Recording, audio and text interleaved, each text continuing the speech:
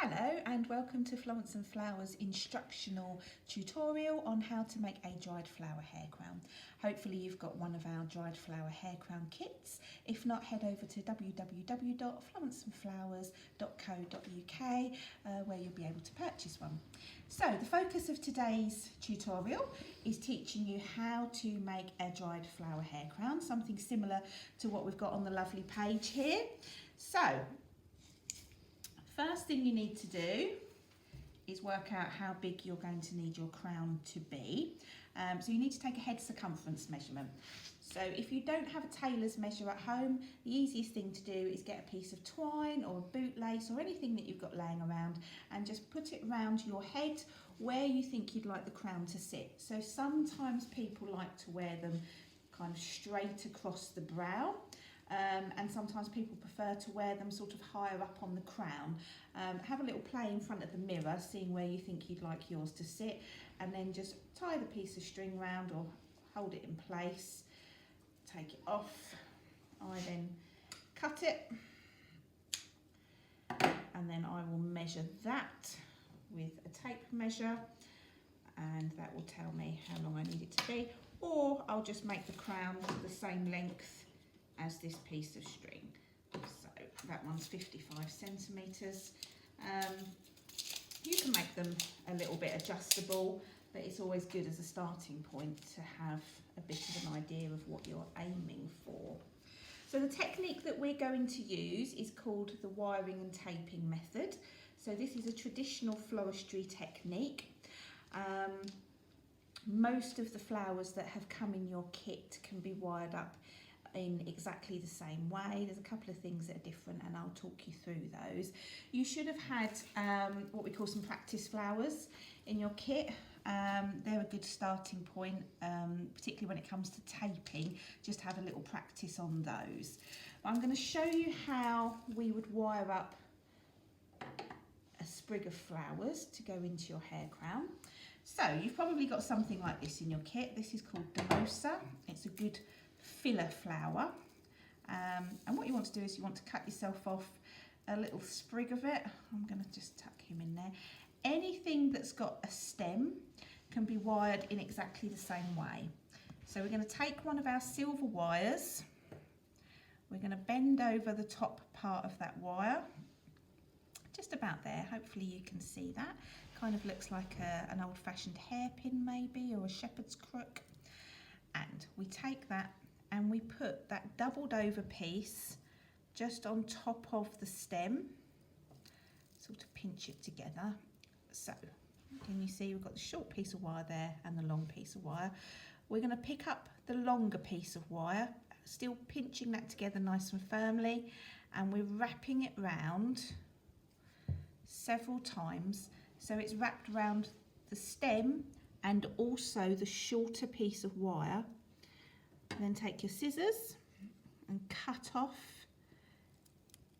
any excess just below where your wire is. Obviously you don't want to cut off your wire at this point, and then just bend that back down, and you should have a wired little sprig of flowers that's ready to be taped into your crown. So what I like to do is get several sprigs ready. So just going to show you that again. Take a silver wire, we bend it over into a shepherd's crook, lay it on top of the stem, pinch it all together, take the longer piece and wrap it around the shorter piece and the stem, cut just below where your wire's wrapped, bend it down. So anything with a stem can be done in exactly the same way. You want a nice combination of different flowers, so a combination of fillers, a bit of foliage, and also what we're going to call focal flowers, which I'll show you in a minute. So this is some red limonium, wired in exactly the same way. Shepherd's crook on top of the stems, pinch it tightly together, wrap it round, cut off the excess. There. So I've already got my first three little pieces. Got a bit of eucalyptus here. You might want to just strip off any lower leaves that you're not going to use. Again, it's got a nice stem, so I can wire it in exactly the same way, using the same technique as before. Cutting off, popping him there. I've also got in this one a thistle. So again, nice straight stem, and I'm going to wire that using my shepherd's crook method, like that. It's actually called a single-legged mount, but I think the shepherd's crook probably a little bit easier to remember. Okay, so the only things that we would wire differently would be anything that doesn't have a stem, really. So you might have had in your pack, you might have had some of these lovely round helichrysum flowers. They come in different colours, different sizes, and you might also have had something like a rosebud. You'll use exactly the same method for the rosebuds and the helichrysums. So because you haven't got a stem to wire onto, you're going to pierce from one side of the heli all the way through to the other side, and you can already see that this one is causing me problems. He's a little bit stiff. We probably will have wired your helichrysums for you, just because they can be really tricky to wire. So sometimes what we do is we get a pin and we make a little guide hole with the pin. This one's easier. And then it's easier to put your silver wire through. So you're pushing from one side all the way through to the other side, and then you're just bending those two wires down together, twisting it round, and that's created a stem for you. Like I said, they are quite a fiddly flower. The smaller ones tend to be easier than the bigger ones. So again, this is a little helichrysum, and I'm just going in just kind of at the base of that flower. So I've turned him upside down, just at the base, just pushing through there, through one side, through to the other with my silver wire, bending the wires down and twisting them together like that. And then he's got himself a little fake stem. Okay. Once you've wired up a fair few pieces, you're ready to start to construct your crown. This is where I would have a little go with the practice flowers in particular. If you haven't already used them for wiring, definitely have a go at using them for taping. You've got in your pack a roll of green tape. It's called parafilm. The tape itself isn't sticky, and the reason we use this one for hair crowns is that some of the other floristry tapes that you can buy have quite a sticky residue on them, so when you're putting them in your hair, it's going to kind of feel a little bit sticky and catch on your hair and not feel very nice. Whereas this one, nice and smooth, isn't sticky at all, but it actually sticks to itself, and it does that when you stretch it a little bit. See there, I'm making it kind of almost look a bit transparent. You want nice warm hands for this, so if your hands are a bit chilly, sometimes it can be difficult to get the tape to stretch. I would normally break off a piece about, I don't know, what's that, 25-30 centimetres long. That's a nice manageable sort of length. Start by stretching it a little bit. You've got lots of tape, you've got a reel of tape in your pack, so you can really afford to have a good play with this and get to grips with it before you actually start taping together your hair crown. So have a little play with your practice pieces. What you're going to do with your taping is place the tape, move that out of the way, place the tape on the top of your sprig and just kind of hold it there, and then you're going to want to wrap it round. Now the easiest way to wrap it round is to actually turn your wired sprig of flowers, as opposed to trying to go like that, because that will end up with quite a clumpy, thick length of tape. If that's the way that you find it easiest, then by all means do it, but generally if we want a nice fine taping, you're turning your sprig of flower, and once you get keep stretching as you go along. So I'm just kind of gently pulling the tape, gently pull it a bit more, and then it's just wrapping itself around that tape. So I've now covered up all of the silver wire and it's turned green. So I would practice doing that on a few of your practice flowers, and perhaps on a few of your wired sprigs as well. Really get used to kind of feeling the tension. Sometimes you'll stretch it so much that it will just snap, and that's fine. You just throw that little bit away. You can break off that bit if it's all gone a bit too fine, and then you just start again. Like I say, you've got plenty of tape and it is fiddly. Once you've got it, you'll be flying with it. It will be really easy once you've had a practice, but you do just need to keep practicing a little bit just to really feel how much tension, how much stretch you can apply before it snaps.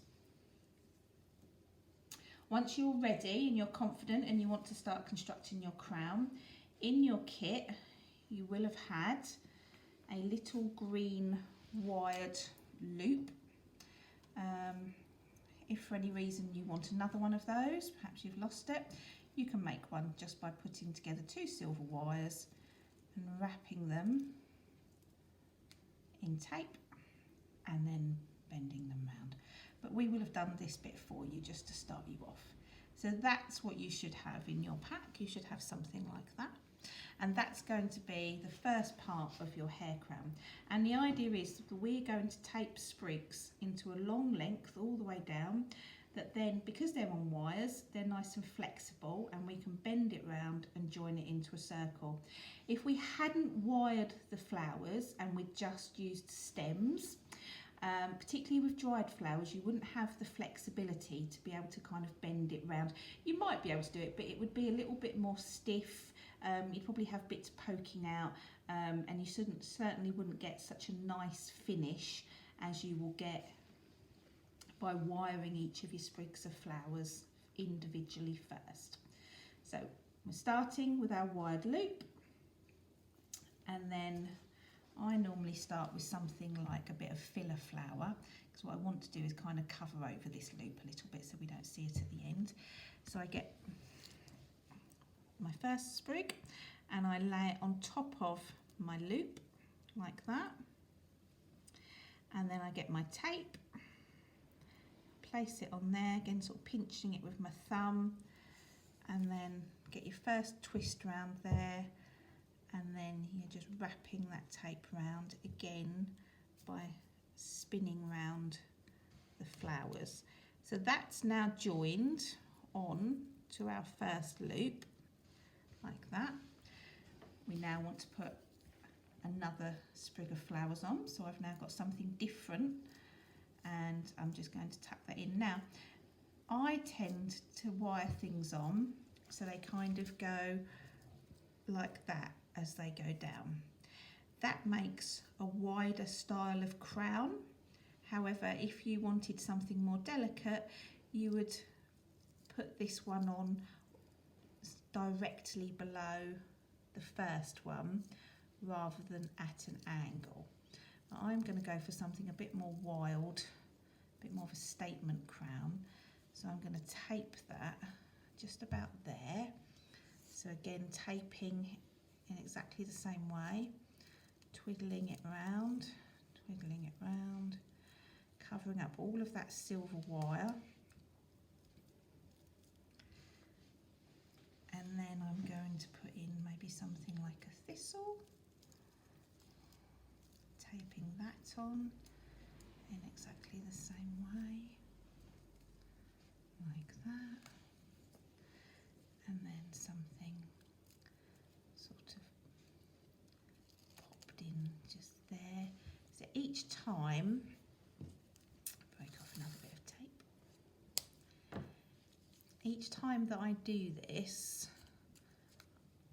what I'm taping on is getting a little bit lower and a little bit lower and a little bit lower.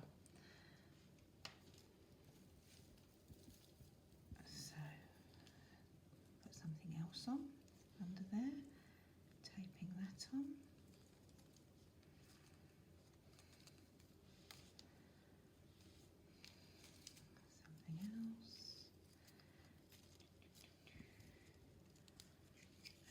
just going to keep doing this technique until I get to the length that I need. So I've got my piece of string earlier. Obviously I'm nowhere there at the moment, but I can measure it, hold it up against that first loop and sort of measure where I've got to. So obviously I've got a really long way to go. So I'm just going to put on a few more pieces and then I will show you with one I've made earlier how to finish it off.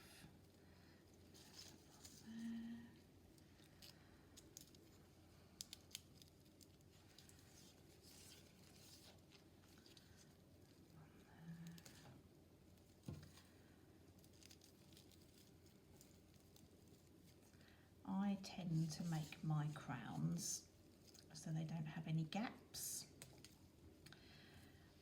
You might like to have some gaps in yours, in which case you'd want to space out your sprigs a little bit further apart, whereas I tape mine together all quite closely together, just because I tend to like quite a full crown with lots of different flowers, lots of different textures, some different foliages, but that's really personal taste. So you can see that I'm just keep on taping on my flowers. Every now and then I go back and just put a bit more tape on. I want it to be sort of fairly solid. And then you can already see that when I bend it round, that's going to look lovely. Okay, so you will continue to do your wiring and taping until you've got a length long enough for how you want it to be. When you get to the point where it's as long as you need it to be, I've got one here that I've made earlier that I'm going to show you. This is quite a small one, this one was designed for a child, so this is quite a small little head. So I've got this one, how long I want it to be. Obviously if I was making it to fit on page, I would carry on wiring up until I've got to this point here, because that's where my string finishes. But this one's done, so to finish it off, you'll be left with a length of wire. I cut it to about this length, about sort of 4 or 5 centimetres, I think that probably is. And then I'm just bending it round to make a hook like that. And then I find my hoop at the start, and I'm just going to put the end of my hook through my loop. Excuse me. And that one's complete. And then pop her on there like that. It might be that at the end you might want to glue in some additional helichrysums or some larkspur petals or something else that you might have been sent in your kit. You're always very welcome to do that. Sometimes at the end you might realise that you've left a little bit of a gap somewhere and you want to pop something else in. By all means do that, but just add a little dab of glue. If, for example, I decided to put something in here, I'd just put a little tiny dab of glue on the back there, and then I'd just push it in like so. Okay, well, hopefully that's all made sense, and that you will go away and enjoy and have fun making your crowns. And any problems at all, obviously do send us an email or give us a ring in the shop. We're always happy to discuss flowers with people, and yes, be interesting to see how you all go on.